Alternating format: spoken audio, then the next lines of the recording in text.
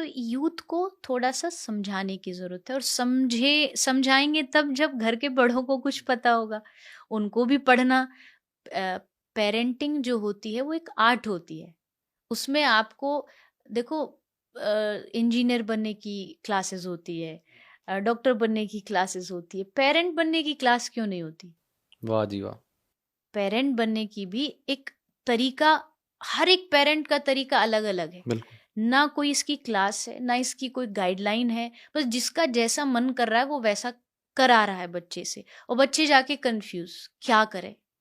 फिर आगे जा कर के वही पेरेंट जो होते हैं वो उन पर डोमिनेटिंग हो जाते हैं, डोमिनेट करते। करियर वाइज़ ले लो, अगर एक जीव इस दुनिया में आया है, एक इंसान, भले आपका बच्चा बन गया, वो बेटा बन गया, बेटी बन गई, लेकिन उसके पिछले भी तो बहुत सारे जन्म हुए ना, उसका अपना लेखा-जोखा खाता है। आप उसमें ज़बरदस्ती इन्वॉल्वमेंट करें, उसको मान लीजिए जैसे आप हो, आपको सेवा करनी है, लेकिन अब आपको फ़ोर्स किया जाए नहीं, तुझे तो यही करियर ये छोड़ के कुछ और करना है, तो उसकी आत्मा मर जाएगी। वो भीतर से एकदम खाली हो जाएगा, क्योंकि वो करने कुछ और आया दुनिया में। आप कह रहे नहीं ये करना पड़ेगा, और हर एक बच्चा अपनी एक अलग पहचान लेकर के आता है।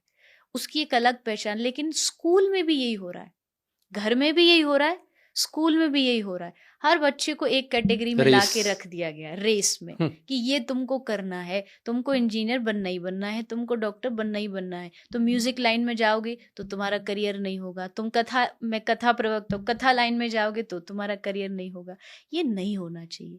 पेरेंट्स को अपने बच्चों को पूरी फ्रीडम देनी चाहिए उनका करियर चूज करने की। हाँ, गाइड करते रहिए, आपका काम है गाइड करने का। और रही बात पेरेंटिंग कैसे करनी चाहिए, उसके लिए अगर आप, चलो क्लासेस नहीं है, मेरा तो बहुत है कि ऐसा कुछ होना चाहिए जी। जिससे एक तरीका पता हो कि ये बच्चों को इतनी से इतने एज में सिखाना ज़रूरी है। पहले तो गुरुकुल होते थे, तो उसमें सब सिस्टम था, आज वो नहीं रहा। तो कम से कम इतना कर लीजिए कि आप घर में पूरी फैमिली बैठ के एक दिन निकाल के, कम से कम वीक में एक दिन निकालो, और बच्चों के साथ बैठ के कुछ धार्मिक चीज़ पढ़ो। चाहे भगवत गीता पढ़ लीजिए, भागवत पढ़ लीजिए, उससे थोड़ा-सा घर में जो है वो धार्मिक माहौल रहेगा, और बच्चों को जो डिस्ट्रैक्शन होती है, उससे थोड़ा-सा बचने के लिए जी। उनको एक रास्ता मिल जाएगा। क्योंकि यूथ, जैसा मैंने कहा, नास्तिक नहीं है, बस थोड़ा-सा क्यों-क्यों वाला ज़रूर है कि क्यों करें? लॉजिक दो हमें। लॉजिक दो, ये सब चीज़ उसको जानना है, और जानना अच्छी बात है। वो अगर वो जान जाएगा तो आसानी से मान लेगा। मैं